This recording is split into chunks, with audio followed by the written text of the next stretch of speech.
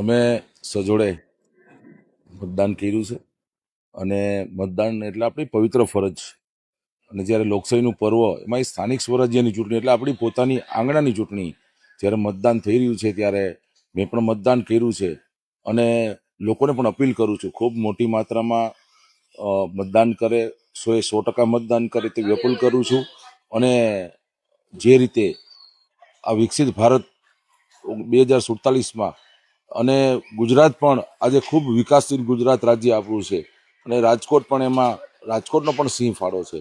તો રાજકોટના વિકાસ માટે પણ લોકો મતદાન કરે અને જે રાષ્ટ્રવાદી પાર્ટી છે, જે રાષ્ટ્રવાદી વિચારધારાને વરેલી પાર્ટી છે, જે જનકલ્યાણકારી યોજનાઓ દ્વારા અનેક લોકોને જીવનમાં એમને બદલાવ આવ્યો છે, એમને સુધાર આવ્યો છે, એ ખૂબ રાજકોટની પ્રજા, ગુજરાતની પ્રજા સમજુ છે. એટલે ખૂબ મોટી માત્રામાં મતદાન કરે તેવી બધા અપીલ કરું છું. વહેલી સવારથી લઈ બપોરે 12-1 વાગ્યા સુધીમાં વધારેમાં વધારે મતદાન થાય એવી અપીલ કરું છું. ગરમીનો સમય છે, સાચી વાત છે, પણ ગુજરાતની જનતા અને રાજકોટની જનતા કંઈક અલગ છે. એ ગરમીમાં પણ મતદાન કરવા નીકળશે ને આપ જોઈ શકો છો કે લોકો અત્યારે સ્વયંભૂ સવારથી જ વહેલી સવારના 7 વાગ્યાથી જ લોકો મતદાન કરવા લોકો આવી રહ્યા છે. ત્યારે બધા જ લોકોને આ લોકશાહીના પર્વની ખૂબ ખૂબ શુભકામના પાઠવું છું.